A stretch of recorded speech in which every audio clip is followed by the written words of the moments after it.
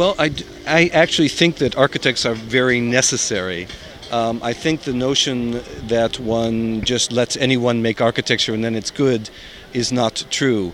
If we believe in anything in architecture, we believe that it builds up a body of knowledge about the past, about the environment, about our culture, that then the architects can use to contribute to culture. So there is, in fact, I think, a necessity for architecture, and there's a necessity for architecture education to be able to do this, that moves beyond what just someone who picks up a stick or a stone can do. So I'm a very strong defender of the notion of the architect, just not of the notion of making buildings. We must be very clear that architecture is not building. Architecture is everything that is about building. It is the way we make buildings, the way we understand buildings, the way we talk about buildings, and just as importantly, the way that buildings appear, that within buildings that rises beyond or through or within buildings to address these larger issues. The task of architecture is, as Professor de Michele said, to build within a world of sprawl, to create places where we store goods and information and human beings. I was referring to this project by Diller and Scofidio, in which they created a building that was a cloud. They were asked to make an expo of Switzerland, and they made a kind of counter-expo where you don't expose but you occlude. And exactly by occluding, by making this dense mist, you begin to wonder and you become much more aware of what otherwise you might not see. But I think it's also a reference to the notion of information clouds, that we are moving now, I think, into a next generation of information organization in which we realize that things do not appear in nested windows, but as a kind of cloud that is actually all around us.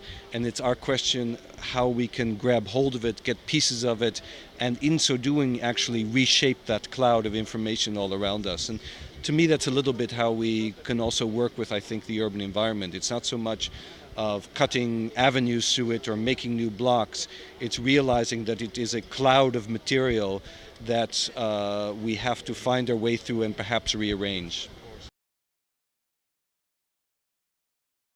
Well, I think first of all we have to realize that the low-cost flying might not be around for much longer, and is also not so low cost when you think about not so low cost when you think about the environment. But it is absolutely true that we live in a globalized economy.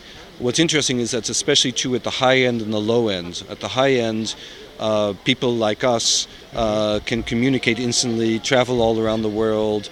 I could not do this Venice Biennale living in Cincinnati if it wasn't for modern technology.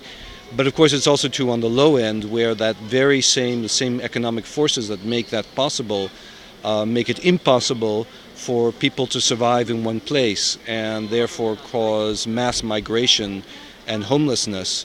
And that is of course something that also I think has to be addressed through architecture.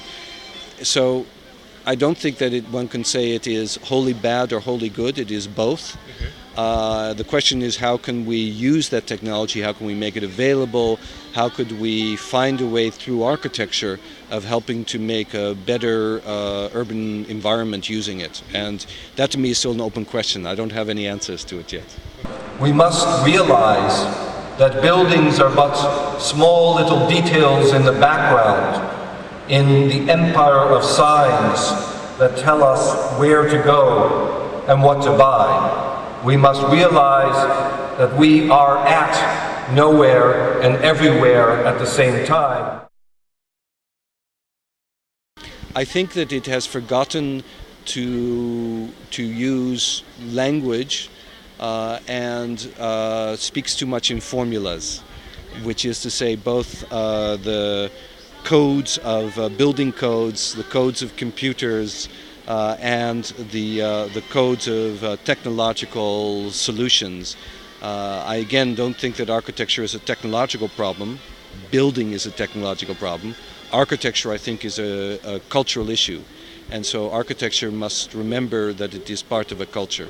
We must begin to think of architecture, first of all, as opening our eyes to an environment that we instead in our buildings too often seek to obfuscate, to hide, to clear away. We must turn towards those people who have the most acute eyes, who can let us see what is happening in our world, who can help us understand the beauty just in some brick and the merest shadow of a background behind an exploding carton of milk, to in fact maybe not build at all, but to reveal within the ruins of our civilization the possibilities of a new set of spaces, to mark, to measure, to place a few stones, to climb up a little iron staircase, to look out over the environment we thought we knew but never saw, to unbuild rather than to build, to cut away, to open up, to make us realize, to insert the rituals of everyday life, even within the most neutral settings. I don't know, I'm waiting to hear. It sounds like they have some very interesting thoughts about it. I've been very intrigued by the new urban plan that's being developed for Milan. They will show it at the Venice Biennale, which starts from the perspective of spaces and public spaces rather than new buildings. So I am hopeful. It sounds like they have some very interesting ideas. Okay.